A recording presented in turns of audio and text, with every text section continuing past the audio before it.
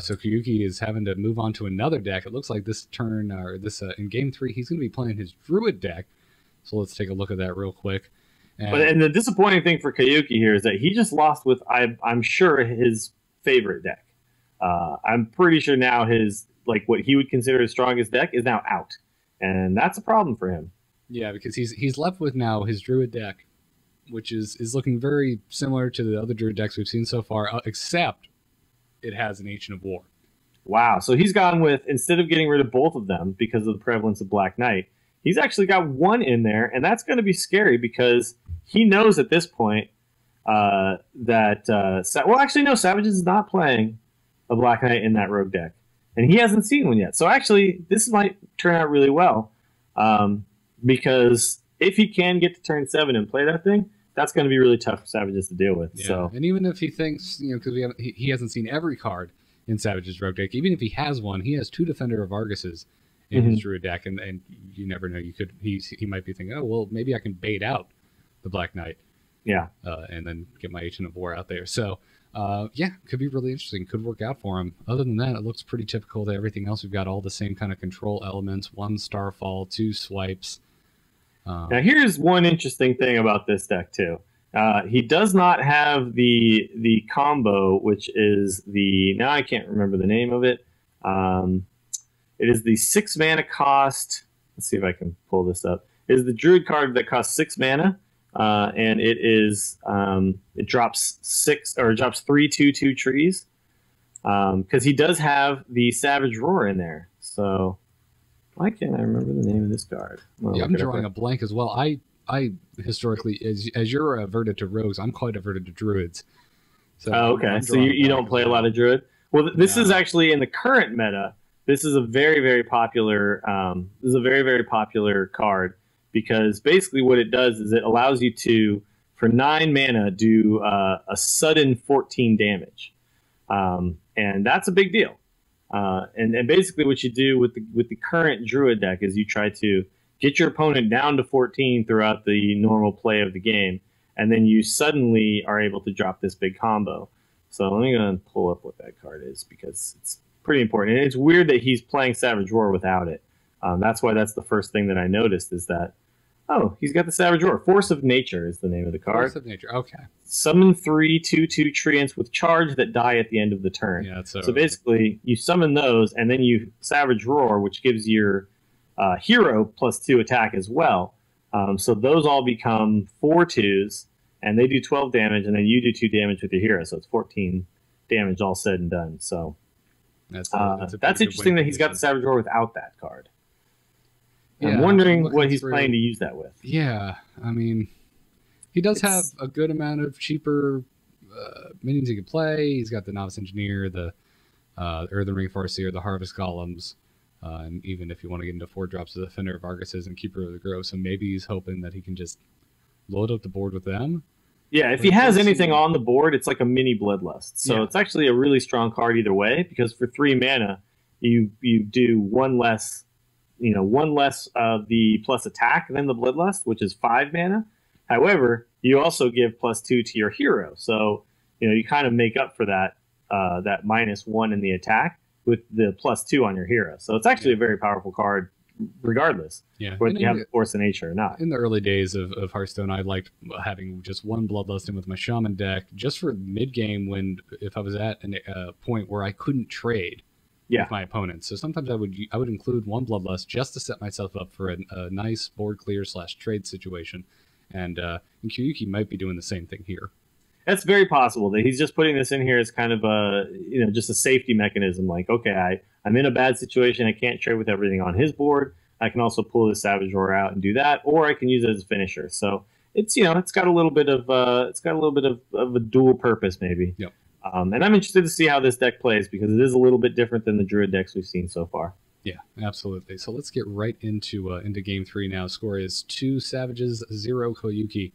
Rogue versus Druid. And he's going to have to find some way to beat this Rogue deck that is just proven to be so strong in this tournament so far. Yep, and it's looking like Savage is up top, going to mulligan the Defender of Argus, the Archer Command, his whole hand.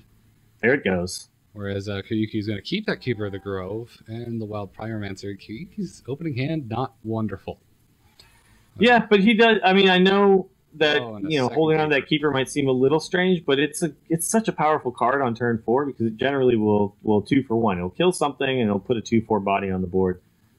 It's just a very good card to be able to play then. So he's not having luck with these draws here. He's now he has a second Keeper of the Grove. This is a little sketchy to play this Pyromancer just by itself right here against the Rogue.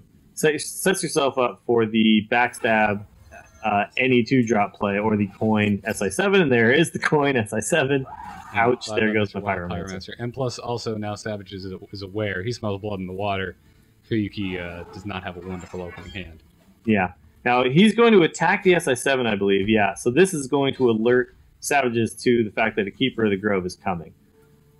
If this means if there's any way to buff his SI7, he probably should. Unfortunately, there isn't. So just the Harvest Golem comes out. Yep, and Keeper of the Grove is going to come out and kill off that SI7 agent, leaving the Harvest Golem up. And this is that awkward meeting where the two cards are like, well, I can't kill you and you can't kill me. I guess we go for each other's face. Yeah, exactly. Let's just ignore each other then. But here comes the combo to get the Eviscerate out. Now, if you notice, a lot of players will make the mistake early on when they just start playing of thinking that daggering up will somehow initiate a combo. It will not. So you need to actually play a card. He's just going to go ahead and go for the swipe here, and he might actually claw off the remaining Harvest Golem just to make sure the board is completely clear. Feels like a little bit less value than you'd like, but it's kind of necessary if you're going to make that play. And he does. He goes ahead and does that. He's just trying to stop Savjz from getting minion momentum with that Rogue deck of his, and honestly, I don't blame him. The last 2 games would make me quite fearful. And I think the Azure Drake is just the obvious play here. It uses up all your mana, puts a 4/4 on the board, and cycles through your deck. So, pretty easy play to make there. Now, we might see the Druid of the Claw come out. Now, the question is, do we see it come out in... Oh, no, he's going to play Sylvanas. All right. Good play. Yeah, I think Sylvanas is right because it kind of forces the fact that he's going to have to trade off without putting another creature on board. He's going to have to face tank this 5 damage, I believe. Yeah, there's really no other more efficient way to deal with this. He's just going to have to dagger up, hit Sylvanas, and then go ahead and run the 4/4 into it. Dagger and then Blade Fury, but man, that'd be such a waste. Oh no, you don't want to do all that. I mean, that's just... I'm just saying it's possible. It's possible. It's not a good play. It is not a good play. It is an option. He's at 29 health. Taking the 5 damage is not a huge issue at this point. Now, the problem for him here is that he doesn't have a great follow-up play because he's going to play this Dark Iron without the buff, or he's going to play a Defender without the buff.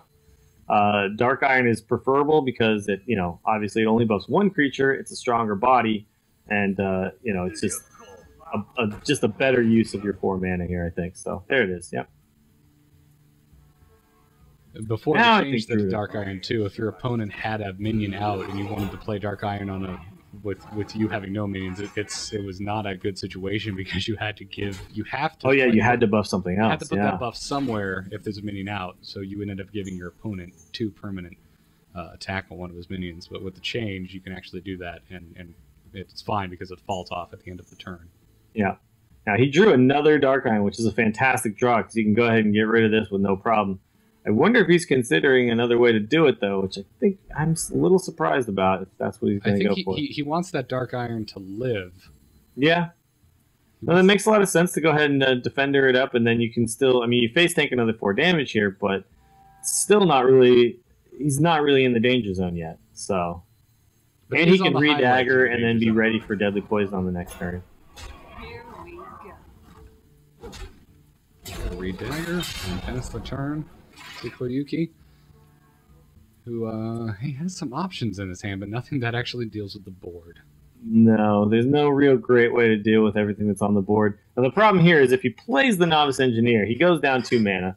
He does draw a card, but I'm not sure other than a swipe what he could potentially draw that would help him actually clear stuff off this board. So he's really just kind of hoping for the swipe now. It doesn't happen. I probably would have keepered off the Dark Iron and then just defended my keeper. Defended your keeper, yeah. I think that probably would have been the correct play. In the world, but it kind of patches the bleeding. Exactly. It doesn't put you in like an advantageous position, but now looking at this board, like he can play the keeper and then maybe he can ping off the shield with the hero ability, but again, he would not be in a great spot. Okay, so he's going to go ahead and actually kill the 5/1 with, he's going to face tank 4 more damage. And then just play Golem. Okay. I guess that's the right play because you can't kill the defender or the squire with the keeper. No, none of them are going to die to the keeper. So, and Blood Mage Thalnos does not give spell damage to the keeper's ability. Right, it's only spell cards, not minion abilities. So this is interesting. He's going to start doing some math here and figure out how quickly he'll be able to start killing Koyuki, but I think for now he still is in board control mode. Deadly Poison off the 3/3. He can go ahead and use the Divine Shield to kill off the Novice, and then he can buff his defender with a Dark Iron Dwarf if he wants, and still play a Harvest Golem. I mean, he's going to have an incredibly strong board if he so desires. Oh, he's not. I think he might even just skip right over this and just go straight to the face. Yeah, there you go. Then you ping off the engineer with your defender, and you keep the Divine Shield on your now 4/2 that's another way to do it. You assembled Voltron on that Argent Squire, man. Starts off as a 1/1. A 1/1 with Divine Shield is now a 4/2 with Divine Shield. And Taunt. Which you might want to just silence that thing right now. You silence that thing down to a 1/1, you can Starfire and actually kill the 3/2 and that 1/1, leaving the board with a 2/1 and a 4/2. That is, I think that's the play to do. Yeah, I don't think you have a lot of other great options. The issue here. is he has, at least the issue I would have as a player is Blood Mage Thalnos is in the hand, so I start trying to think of ways to magically make everything go away because I have 1 spell damage. Yeah, which unfortunately it doesn't because of the 4/4 and the Divine Shield. So you can't hit both of them with your hero ability. So yeah, let's think about this. If he did that, okay, so he is going to go for the silence and the Starfall option. It looks like, which I think is the best he can do here is get rid of 2 creatures. He can't do much more than that. He's still doing it in his head, but yeah, I think that is the right play. It feels bad when you know that you're about to burn a big spell like Starfall and not kill the entire board, but sometimes that's just how it works. They need to add some kind of graphic to minions that are just played that looks like a magical prison as opposed to sleeping Z's. Because what kind of war do you fight where your soldiers enter battle sleeping? Okay, so he's actually not going to do that because I think he's thinking in his head, I might be able to get more value out of the Starfall later. Unfortunately, I don't think he will. And he might have actually just lost the game. I think, because there's a lot of damage and a Leroy in hand. And a Cold Blood just gets drawn. That is definitely lethal. All right. And a Blade Fury for good measure. And an Eviscerate. It's like, just, how many ways can I kill you? Yeah, absolutely. Savjz had so much damage in his hand. Oh my god. Good game, gentlemen. Oh, so we just saw an utter dismantling of a druid there by Savjz's rogue deck. The BM finish followed by the apology for the BM finish from Savjz. I really thought we were going to just see just nasty mage on mage action with this tournament, considering when it was played, and I'm surprised to see that the rogue is the shining star. The rogue is right now an unstoppable force, and we might see at some point in the if Savjz moves on and it's Savjz's AP drop, we might see that unstoppable force meet the immovable object of another rogue, and I'm really hoping that's what happens. Absolutely, but first I'm hoping Koyuki comes back a little bit and turns this into a series, because right now it's looking really bad for him. Yeah, let's not count him out just yet. So that means he is down to his last deck, which is a OTK warrior.